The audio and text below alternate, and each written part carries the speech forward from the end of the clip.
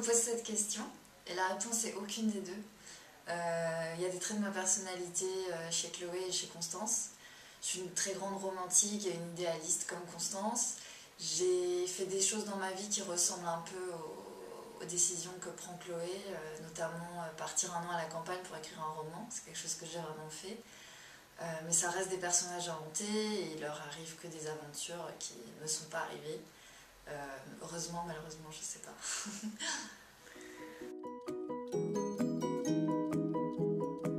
Non, le personnage de Mamie Rose, c'est pareil, c'est vraiment un personnage de roman. Mes grands-mères n'ont jamais lu 50 nuances de Grey.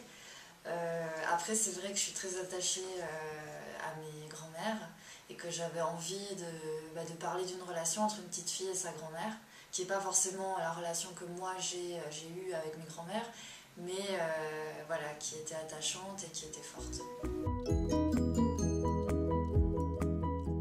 J'ai plein de livres en préparation, mais dans ma tête seulement. J'envisage éventuellement d'écrire une suite qui serait l'installation de Constance à Londres et puis ses aventures à Londres, puisqu'à la fin du roman, elle part à Londres.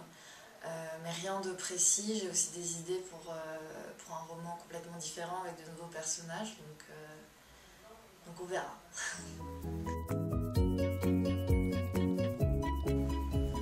J'irai en Italie. Là, je me vois bien au bord d'un lac italien, avec un petit tiramisu à écrire des aventures en Italie. C'est un pays que j'aime beaucoup.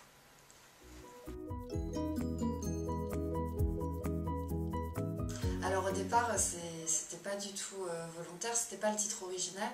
C'est un titre qui a été proposé par les éditions Charleston, mais que j'ai tout de suite adoré parce que d'une part j'aime beaucoup la chanson et ensuite le vrai titre de cette chanson c'est Pas assez de toi. Et donc il y a une contradiction entre ce que dit le chanteur, je peux très bien me passer de toi, et ce qu'il pense réellement par rapport à la personne à qui il adresse la chanson, qui est j'en ai pas assez de toi, tu me manques.